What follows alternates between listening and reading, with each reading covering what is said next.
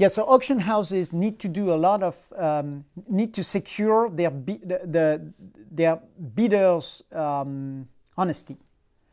When you look at the rate, there are multiple rates that you need to look at in auction houses. It's the rate of lots that get sold.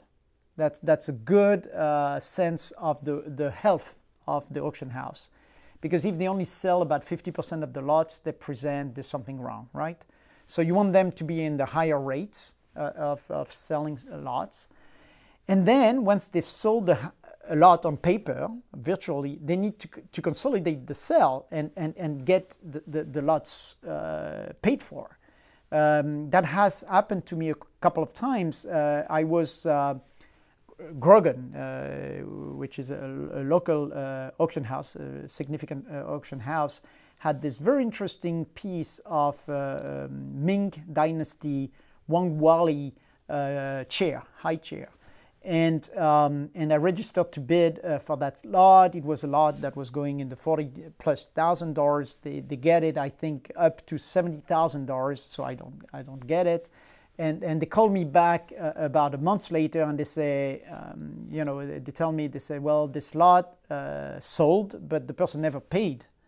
Now the collector needs the cash because he's an old retired gentleman and he needs to monetize his collection and he needs to pay his bills, and so he's a little bit in a pinch now. He's looking for somebody to buy these chairs, and could you make an offer?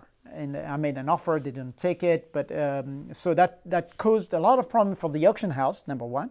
But number two, to recover their losses. But number two, to the collector was trying to sell this piece of furniture and was expecting the auction house to be true to its words, right? And pay him back once it was sold.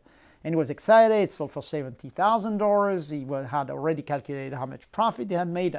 I mean, this is a critical situation for a lot of sellers who don't sell because they speculate, but because they need the money. So it's not just the auction house, it's the auction house and obviously the people behind it, the sellers. So paying for a lot that you want at auction is a painful, time-consuming, frustrating process. And I'll tell you why, step by step. First of all, you get the lot, you get the invoice.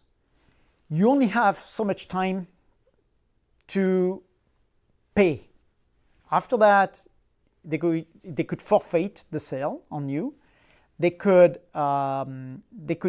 add costs, and usually it's 2 weeks, which is a short period of time. Because by the time you get, for me who does that, I do that over across the world.